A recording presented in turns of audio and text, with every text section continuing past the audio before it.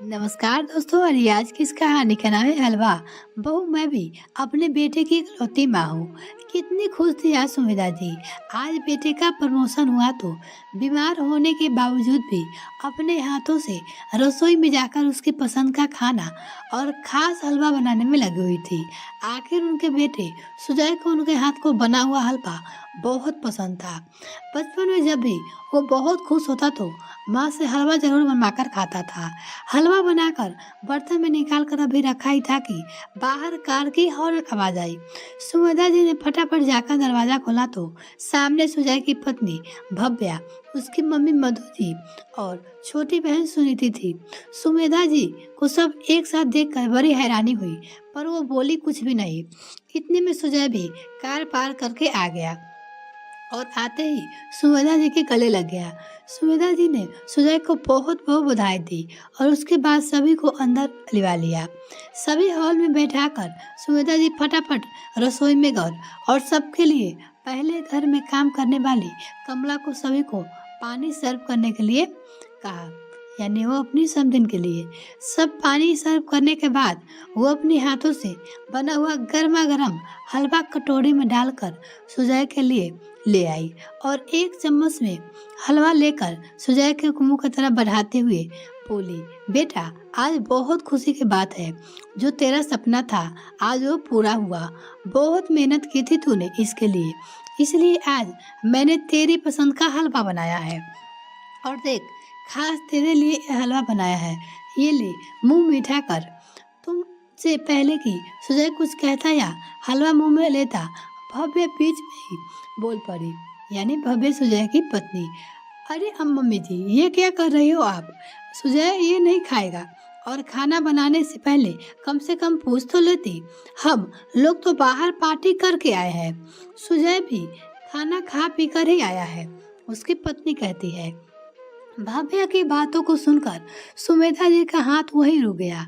उन्होंने प्रश्न भरी नजरों से सुजय की तरफ देखा तो सुजय ने कहा, हाँ मम्मी, आज प्रमोशन मिलने की खुशी में भव्या और सुनीति पार्टी मांग रहे थे तो सोचा आज बाहर ही खाना खा लेते हैं।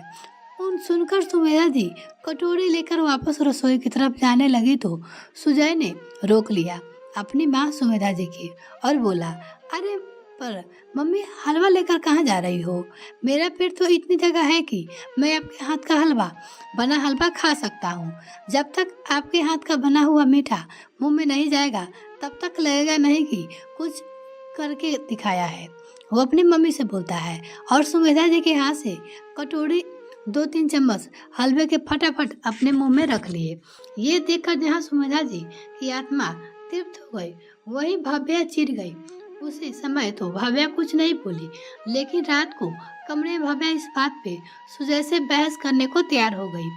जब आते समय सुनीता ने आपसे कहा कि चलिए जीजा जी गोलगप्पे खाते हुए चलते हैं, तो आपने क्या कहा था कि मेरा पेट बिल्कुल जगह नहीं है, लेकिन यहाँ तो अपनी माँ के हाथों से बना हुआ हलवा खाने के लिए पेट में जगह बनी हुई है। यही कद्र है मेरे परिवार के लिए, भव्या अपने पति से कहती है। भव्या की बात सुनकर सुजय को भी गुस्सा आ गया तो उसने कहा, मैं तुम्हारे परिवार के साथ ही पार्टी करने गया था, जबकि मेरी माँ घर पे ही थी। तब तुम्हें इसका ख्याल नहीं आया था कि माँ बीमार होते हुए भी मेरे लिए हलवा बनाया है? ये नहीं दिख रहा कि सिर्फ 2-3 चम्मच हलवे ही खा लिया तो उसमें क्या गलत कर दिया? माँ तो खुश हो गई ना? सुजय अपनी पत्नी भव्या से कहती है, अच्छा तुम्हारी माँ की फिक्र है, लेकिन मेरी बहन का इमोशन की कोई फिक्र नहीं। अरे इतना तो तुम्हारी माँ को सोचना चाहिए था कि इकलौते बेटे की बहू है तो उन्हें तो खुशी खुशी लो ले, लेकिन नहीं, बीच बीच में अपनी टांग जरूर अड़ाती है। भाभ्या बोले जा रही थी, दोनों अपने कमरे में बहस कर रहे थे और ये बातें बाहर सुमेधा जी को सुनाई दे रही थी। सुनकर बड़ा दुख रहा था। जहाँ तक हो सके कि कोशिश करती कि कभी भी उनके अपने बेटे बहू की जिंदगी में इंटरफेयर नहीं कर सकती, लेकिन उसके बावजूद भी कुछ लोगों को समझाना भी चाहे तो उसका क्या करे। इतना प्यार और अपनापन देने के बावजूद भी भव्या को हमेशा समस्या ही रही है। यहाँ तक कि समधन जी भी उसके साथ होती है, लेकिन कभी अपनी बेटी को नहीं समझाती थी। वो सारी बातें यानी सुजय की माँ सुन रही थी। जब भी कोई बात होती, भव्या यही मुद्दा उठाती। इकलौते बेटे बहू हो, कुछ तो माँ को भी ख्याल रखना चाहिए, हमारी खुशियाँ के बारे में सोचना चाहिए। पर नहीं, उन्हें तो खुद से फुर्सत नहीं है। आए दिन बीमारी का बहाना लेकर बैठ रहेगी और फालतू के खर्चे कराती रहेगी। अभी पिछले महीने की बात है, भव्या ने घर पे किटी पार्टी ऑर्गेनाइज की थी। उसकी सारी सहेलियों को बुलाया था, पर उस दिन कमला के घर में जरूरी काम हो गया तो वो काम पे नहीं आ पाई। बस फिर क्या था, भव्या ने सुमेधा जी को काम करने के लिए कह दिया। 2-3 लोगों का खाना बनाना अलग बात है, लेकिन इतने लोगों का नाश्ता आखिर उनसे कैसे बनता।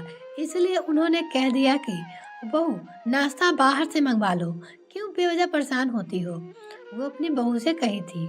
उनकी बात सुनकर भाभ्या बोली, अरे मम्मी जी, आपकी इकलौती बहू हूँ, क्या आप मेरी खुशी के लिए इतना भी नहीं कर सकती।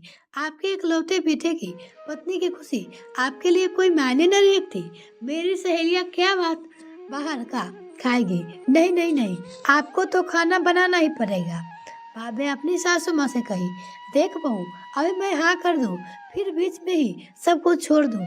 इससे अच्छा है कि तू यहाँ से बाहर तेरी किटी पार्टी ऑर्गेनाइज कर ले, किसी महाराज से कहकर घर का खाना बनवा ले। इतने लोगों का खाना तो मुझसे नहीं बन पाएगा। और जब सुमेधा जी ने साफ साफ शब्दों में कह दिया, तब भाभ्या बहुत नाराज हो गई। हालांकि उसने अपने किटी बाहर रेस्टोरेंट पे ऑर्गेनाइज कर ली, पर 3 दिन तक सुमेधा जी से बात तक नहीं की। कुछ दिनों बाद भाभ्या की किसी सहेली की शादी थी। उस दिन सुमेधा जी की तबीयत सुबह से ही थोड़ी खराब थी।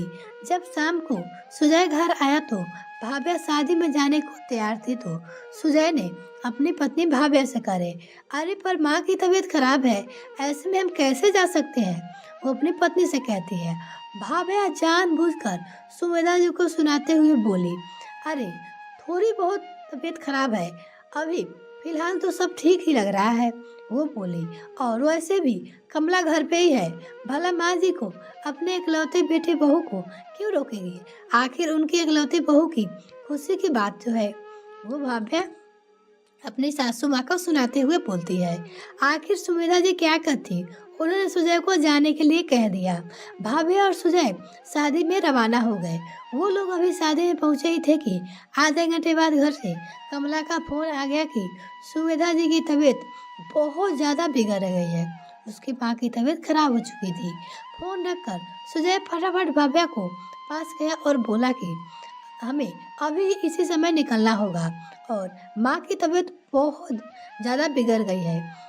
सुनकर भाभ्या का मुंह बन गया, लेकिन बोल भी क्या सकती थी, इसलिए सुजय के साथ घर रवाना हो गई। घर आकर देखा तो सुमेधा जी अपने कमरे में निढाल सी पड़ी हुई थी। सुजय उन्हें लेकर फटाफट हॉस्पिटल गया तो पता चला कि उनका बीपी लो हो गया था।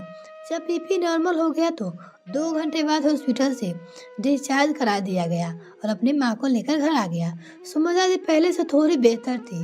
सुजय सहारा देकर कमरे में लाया और लेटा दिया। इधर भाभ्या भरी बैठी थी। उसे तो ऐसा लग रहा था जैसे सुमेधा जी नाटक कर रही है। भला 2 घंटे में कैसे तबीयत ठीक हो गई। अब वो इस बात का आर या पार का फैसला चाहती थी, पर सुजय के सामने नहीं। और दूसरे दिन भी उसे सिर्फ से इसी बात का इंतजार था कि कब सुजय जाए और कब वो सुमेधा जी की 2 बातें सुनाए। जब सुजय चला गया तो उसने यह भी देखा कि ऑफिस गया है या आसपास ही। सीधे सुमेधा जी के कमरे में जाकर चिल्लाना शुरू कर दिया अपनी सासू माँ पे। आपको शर्म नहीं आती? आपसे अपने इकलौते बेटे बहू की खुशियाँ भी नहीं देखी जाती। शादी में पहुंचे ही नहीं कि आपने कॉल करवा दिया। और ऐसी कौन सी तबीयत खराब हो रही थी जो 2 घंटे में ठीक हो गई। इससे अच्छा तो 2 घंटे इंतजार ही कर लेती। 2 घंटे बाद हम घर आ ही तो जाते ना हम लोग। फिर आराम से निढाल होकर पड़ जाती। जब देखो बस अपने बेटे को फोन करके परेशान करती रहती है। इकलौता बेटा है तो क्या सिर पे चढ़कर नाचोगी आप। वो अपनी सासू माँ से बोले ही जा रही थी। उसकी बात सुनकर सुविधा जी हैरान रह गई। फिर थोड़ा संभल कर बोली, बहू भला मैं भी तुम्हारी खुशियाँ से क्यों परेशान होंगी? मेरी सचमुच तबीयत खराब थी। वो अपनी बहू से फिर से कहती है। पर फिर भी भाविया का गुस्सा ठंडा नहीं हुआ। वो फिर जोर जोर से चिल्लाते हुए बोली, अरे सच में तबीयत खराब थी, थोड़ा तो सब्र कर लेती। इतनी देर भर में मर थोड़ी न जाती। जब देखो मेरे पति को फोन लगा देती है। फिर से भाभिया बोली जा रही थी, बस कर बहू, बहुत बोल लिया तुमने। अगर तेरा पति मेरा इकलौता बेटा है तो ये मत भूल कि मैं भी तेरे पति की इकलौती माँ हूँ। उनसे नहीं बोलोगी तो किससे बोलूंगी? अब सासू माँ बोलना शुरू कर दी। देखती हूँ कि कैसे अब या आपका ये रिश्ता रहेगा या फिर मेरा। ठीक है, दरवाजा खुला है, तुम जा सकती हो। उसकी सासू माँ सुमेधा जी अपनी बहू से बोलती है। अचानक सुजय की आवाज सुनकर भाभा ने पलटकर देखा तो सुजय पीछे खड़ा था, साथ ही उसकी मम्मी और बहन भी। लेकिन अब तो बात निकल चुकी थी, इसलिए भाभिया रोते हुए अपनी मम्मी से कहा और रोने लगी और भी ज्यादा। देखा मम्मी, आपने अपनी माँ के लिए सुजय मेरे साथ कैसे बिहेवियर करता है।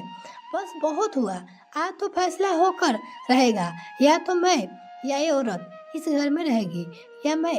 मुझे सास का नाम से झंझट मेरी जिंदगी में नहीं चाहिए।